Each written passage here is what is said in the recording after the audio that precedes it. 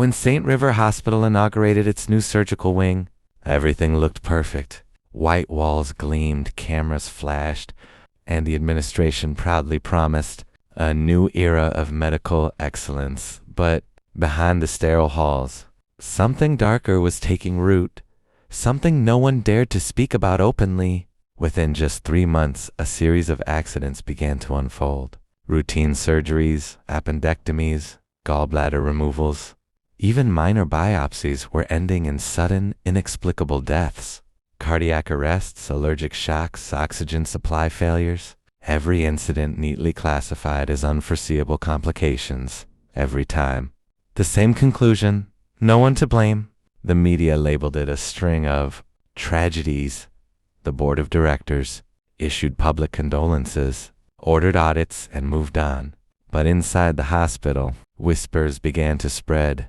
Whispers about broken ventilators being cleared without proper inspection, about nurses being told to falsify maintenance logs, about surgeries scheduled despite safety reports being flagged as critical. At the center of it all stood Dr. Evelyn Marks, head of anesthesia, calm, precise, respected by everyone. She had seen enough operating rooms to know that not all deaths were accidents. When yet another patient flatlined, under her supervision, a healthy 43-year-old man undergoing a standard hernia repair, she felt the shift. The equipment hadn't failed randomly. It had been made to fail. That night, after everyone went home, she stayed behind in the dimly lit, or the room still smelled of antiseptic and burnt plastic from the defibrillator pads. She opened the equipment logs, and what she saw didn't make sense. Devices marked as tested and cleared hadn't been checked in weeks. Signatures of technicians didn't match. Calibration files had been replaced. Someone had been covering tracks. As Evelyn printed the first few pages, the office lights flickered. She froze. Then, faintly, she heard footsteps, slow, deliberate, echoing down the hallway. It wasn't the janitor. They had already left. Evelyn quietly closed the laptop and slid the papers into her bag. She'd always believed in the oath, do no harm. But now, as the shadows stretched closer, she realized sometimes silence itself was harm. And for the first time in her career, Dr. Marks was afraid. Evelyn barely slept that night. Every time she closed her eyes, she saw the heart monitor flatline, the patient's life slipping away, the silence of the room, the blank stare of the surgeon who simply whispered, "Call it a complication." By morning, she had made a decision. She couldn't ignore it anymore. She went straight to the hospital's engineering department, where all the maintenance records were kept. The chief technician, a man named Ralph Dunn, greeted her with the same polite smile he gave everyone, the kind of smile that hides everything. "Morning, doctor." "Trouble sleeping?" he joked. Evelyn smiled back. "Something like that.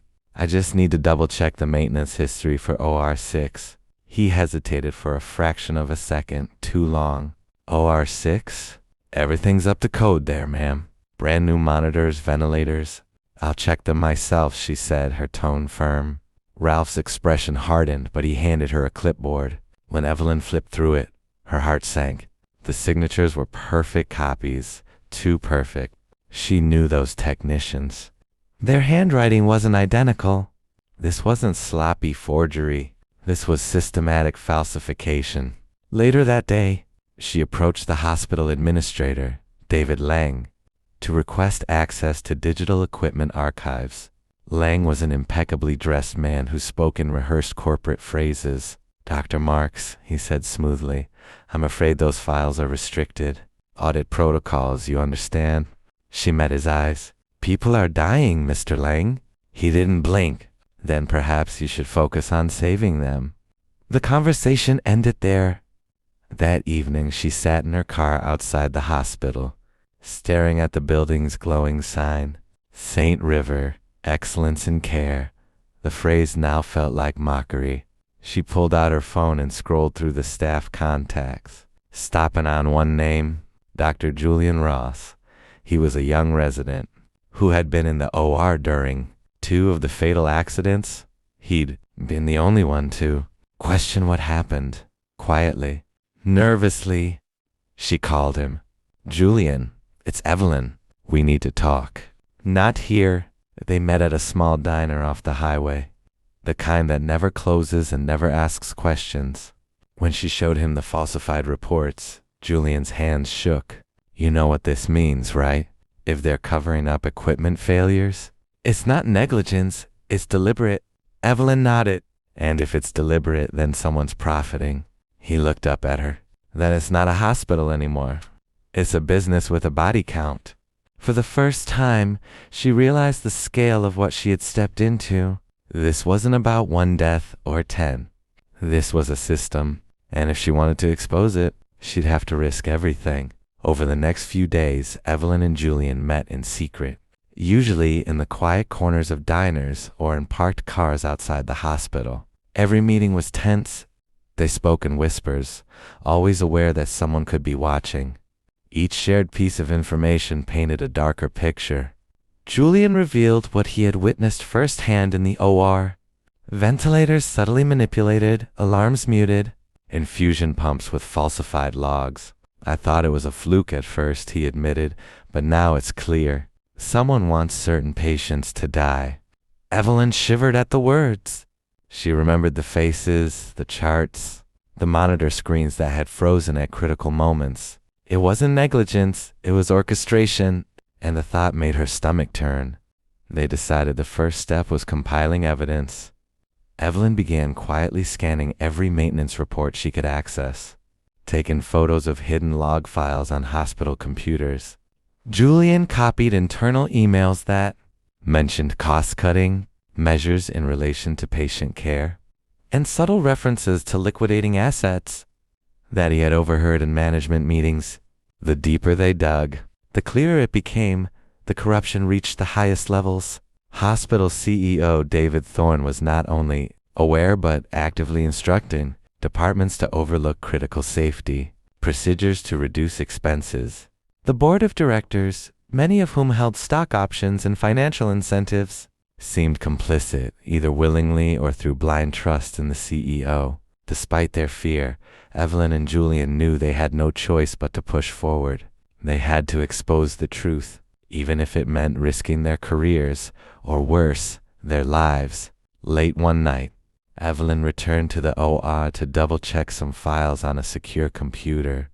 The room was dim, the overhead surgical lights casting long, sharp shadows across the tiled floor. As she pulled up the encrypted maintenance logs, she realized that the timestamps had been tampered with. Someone had created a digital trail to mislead auditors. Her pulse quickened.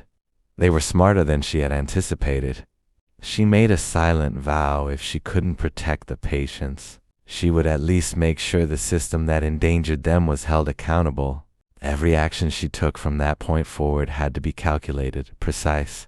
One slip, even a single keystroke, could expose her and Julian before they had the chance to go public. The stakes escalated further when Julian brought her a disturbing note. Slipped under the diner's booth. We know what you're doing. Stop or face consequences. Evelyn's hands shook as she read it. She looked out at the empty highway, the neon diner sign flickering in the night. Fear threatened to paralyze her, but a stronger resolve took hold. They were in too deep to back down. She whispered to herself, almost like a mantra, "The oath is not silence." The next morning, Evelyn and Julian returned to the hospital under the guise of routine shifts. Every hallway seemed heavier, every glance more scrutinizing. Nurses whispered about missed maintenance and odd orders, while patients were wheeled past on gurneys, oblivious to the hidden dangers surrounding them. Evelyn had to be cautious. She couldn't risk arousing suspicion by carrying folders or devices that might be noticed. Instead, she memorized the contents of crucial files and took only discrete photos on her phone, carefully deleting each one immediately afterward. Julian coordinated with a sympathetic IT clerk, who quietly provided copies of encrypted emails and access logs without leaving a trace. Over the course of several weeks, the evidence began to take shape. Patterns emerged. Which equipment failed most often? Which operating rooms experienced unexpected malfunctions? and which staff members had been pressured to sign off on false maintenance records. The picture was damning. Evelyn knew that presenting these findings to the authorities would be risky. The hospital had powerful legal teams, and Thorne had already shown his willingness to intimidate anyone who got too close. Still, each night she returned home and reviewed the data, connecting dots that no one else saw. One evening, she noticed a chilling trend. Several recent fatalities had occurred during surgeries she had personally supervised, all involving the same brand of ventilator. She cross-referenced serial numbers and realized that multiple units had identical tampering. Signatures, deliberate, consistent, and impossible to miss once identified. Julian observed the growing burden on Evelyn. "You're carrying too much alone," he warned. "If we want to bring this down, we need to be smart. We need a plan, leaks to the press, anonymous tips, a chain of evidence that can't be destroyed." Evelyn nodded. Her oath as a physician conflicted with the rules of the institution she served. But morality and legality were now at odds. Remaining silent would make her complicit. Acting hastily could ruin them both. It was during this tense period that she discovered a file labeled Systemic Risk Report in a hidden folder on the hospital server. Its contents detailed every predicted malfunction, every potential fatality, and the exact financial calculations behind them. Thorne had been aware of each risk, each patient, each potential death, and had chosen profit over life. Evelyn felt a cold clarity settle over her. This wasn't just a hospital making mistakes. This was a calculated, deliberate system designed to exploit vulnerability for gain. She looked around the empty OR, the machines humming softly, their screens glowing. The room that should have represented life and healing now felt like a trap. And for the first time, Evelyn realized that her next steps would define not only her career but the lives of countless patients still. Walking the corridors of St. River Hospital, with the Systemic Risk Report in hand, Evelyn knew they were finally holding the key to exposing the hospital's corruption. But accessing it wasn't enough. They had to make it undeniable, impossible for the administration to dismiss. Every digital signature, every email, every manipulated log had to be meticulously documented. Julian suggested they compile a full dossier, screenshots, scanned documents, cross-referenced maintenance logs, and internal communications. Each piece of evidence would form a chain that, if leaked correctly, could survive scrutiny from even the most aggressive legal defense. Every night became a careful operation. Evelyn would slip into the hospital after hours, downloading files onto encrypted drives. She memorized patterns, noted anomalies in the logs, and documented inconsistencies that tied directly to CEO David Thorne and his inner circle. Julian coordinated the transfer of digital evidence, making sure that each file remained untouchable by internal IT audits. The pressure was immense. Evelyn began noticing subtle surveillance. A shadow outside the OR window, a reflection in polished floors, the occasional misfiled document that seemed to appear just when she didn't want anyone to see. Someone was watching. Then came the first confrontation. Late one evening, Evelyn found a senior nurse lingering near the OR she used for file access. "You shouldn't be here," the nurse whispered, eyes darting nervously. Evelyn nodded politely and walked past, but the warning was clear. The walls had ears. They needed an ally, someone with credibility beyond themselves. Julian suggested a retired medical examiner, someone who had no ties to the hospital and could authenticate their findings. Through careful outreach, they connected with Dr. Laura Bennett. Known for her meticulous and fearless approach to investigations, Dr. Bennett agreed to help. But only under one condition. Every step had to be discreet. The hospital's legal team would immediately shut down any overt attempts to access or publicize the data. Bennett's experience was invaluable.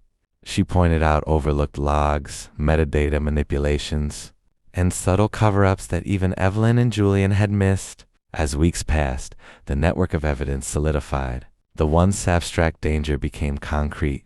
Names, dates, Numbers, a timeline of preventable tragedies caused not by chance, but by deliberate neglect orchestrated at the highest levels. One night, as Evelyn stared at the compiled report on her laptop, she felt a mix of dread and resolve.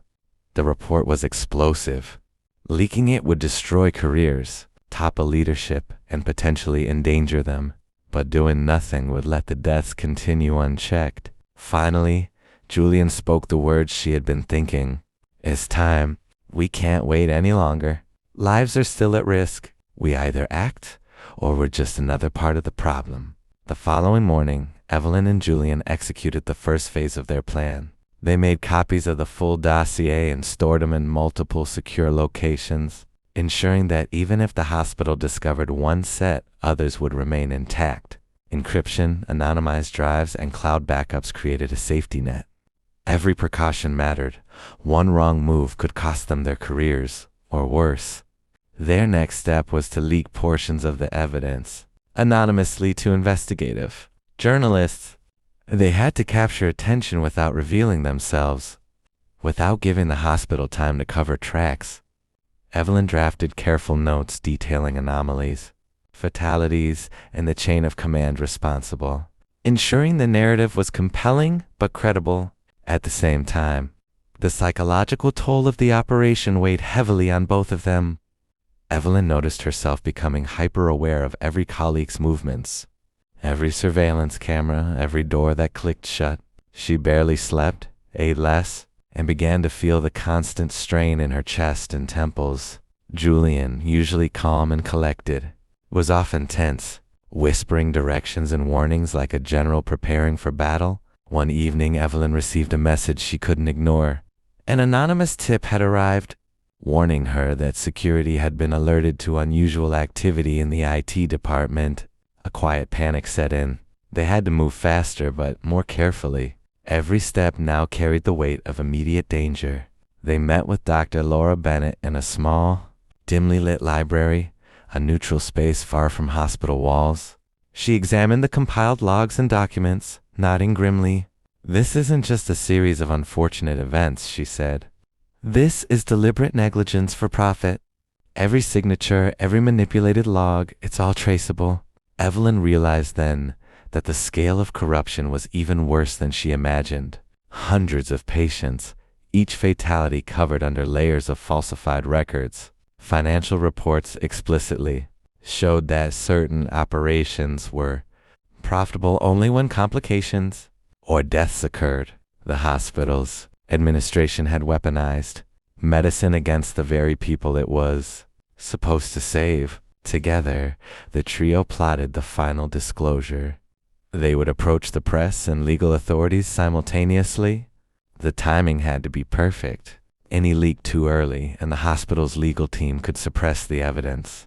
Any delay, and more patients could be endangered. The night before the disclosure, Evelyn walked through the now empty corridors of St. River Hospital.